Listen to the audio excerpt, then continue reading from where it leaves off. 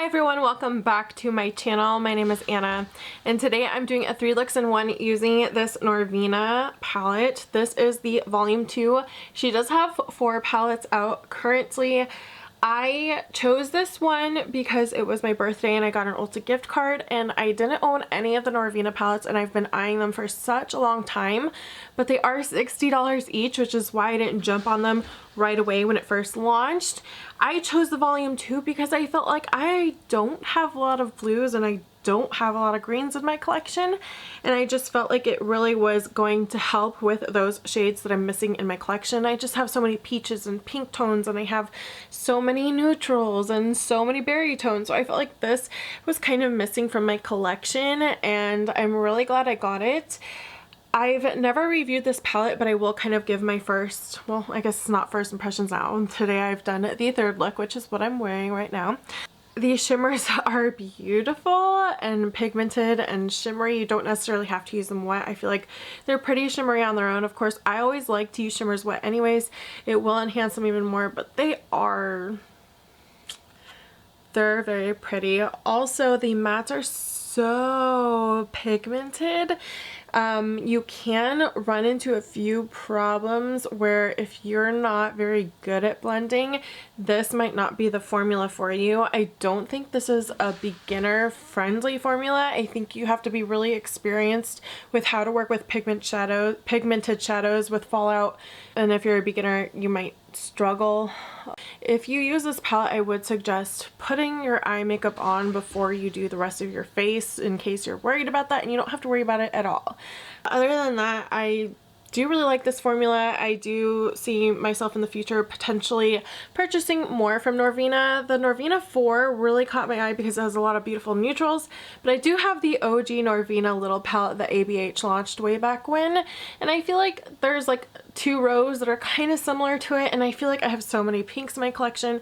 Yes, I really want the Norvina 4 and I really would have loved to review it for you guys, but I just know that personally in my collection I just don't need it, and these are really big palettes and they're really expensive. $60 is expensive to kind of pay for something that I just already pretty much own in my collection simply just to review for you guys.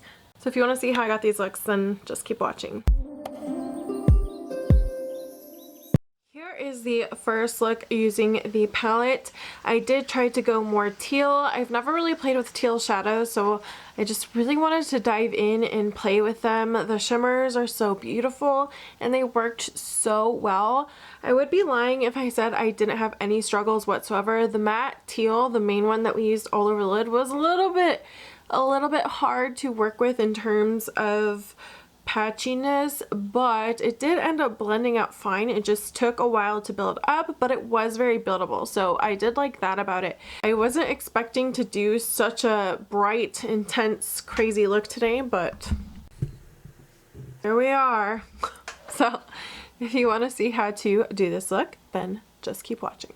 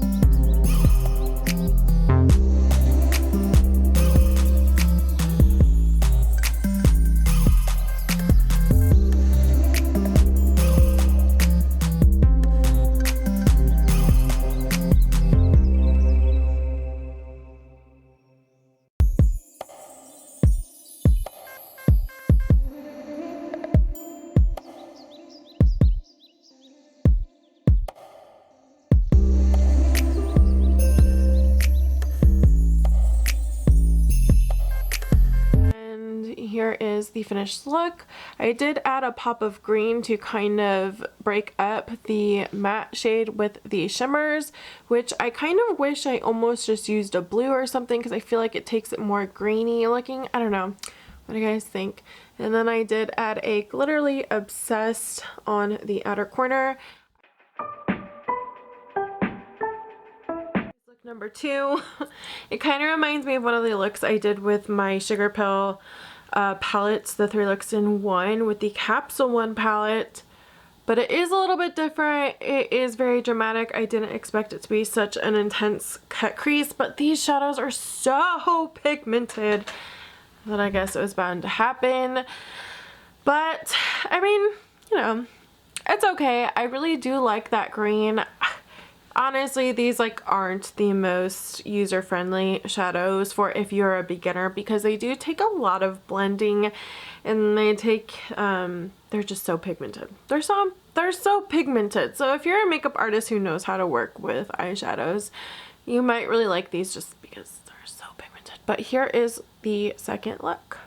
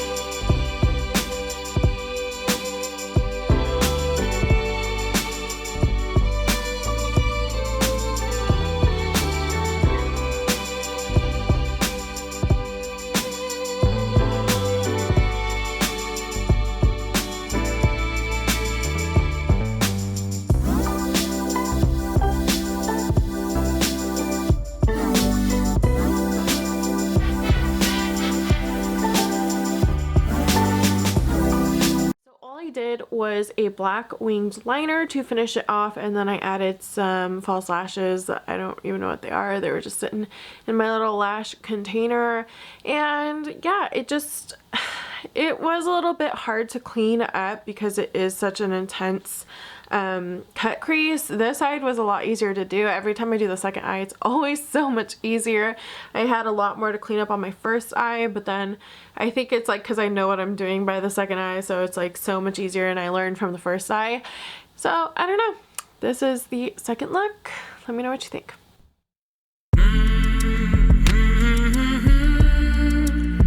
The very last look, it has some rhinestones.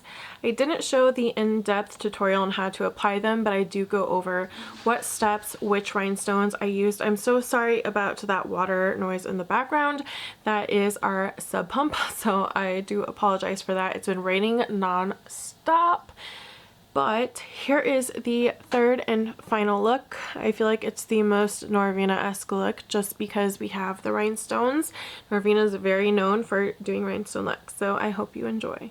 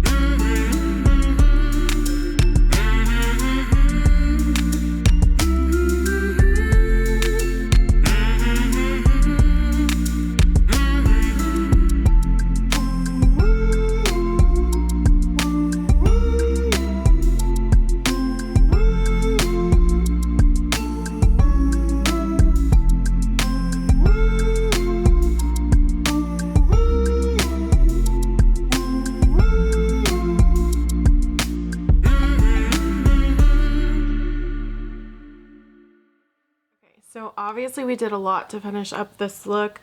I added some false some false lashes from Shop Miss A. They are called the Amandas. I'm obsessed with their lashes. They're under $2 and you really can't go wrong.